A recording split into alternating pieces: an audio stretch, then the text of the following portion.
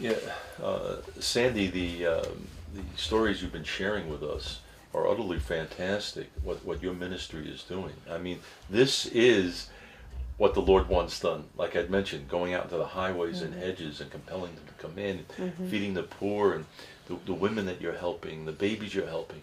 Can you think of any other examples of this tremendous ministry that you have here?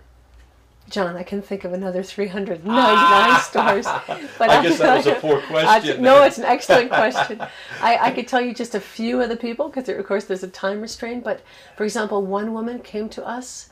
She was on her way to an abortion. She was 18 years old, and she was at a traffic light intersection near the local mall. She looked down at the ground, and she saw a sticker of ours that had fallen off of just a sticker of ours. She called a number because it said, if you're pregnant and need help, call us.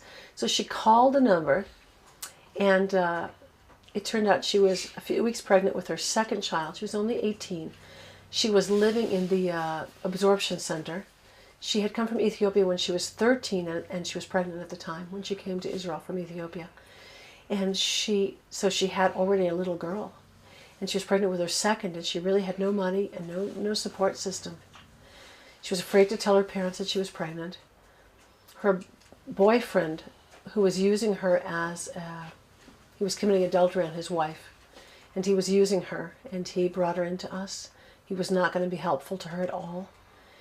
And what happened was that she was deeply depressed, and we sat in the office with her, and she said, I'm either going to have an abortion or commit suicide. I can't keep this child. We talked to her for hours. In the end, she continued the pregnancy. She had a beautiful little boy. But then she came to my office after that, crying again. And I said, what's wrong? She said, I'm going to kill myself. I can't afford to have this child on my own. I mean, it wasn't just the diapers. Everything we provided was good. But she said, how am I going to have a living?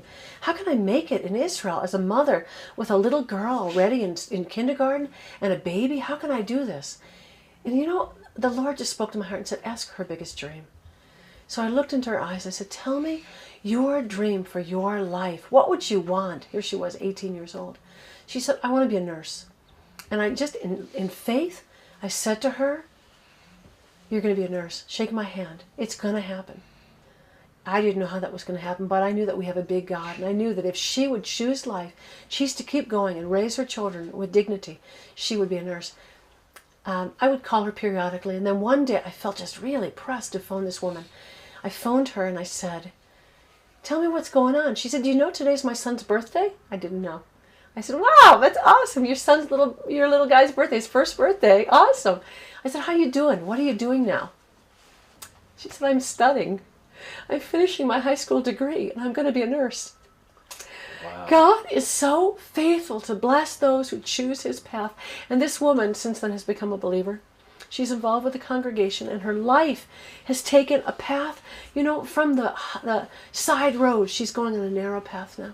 She's walking the walk that God has for her life.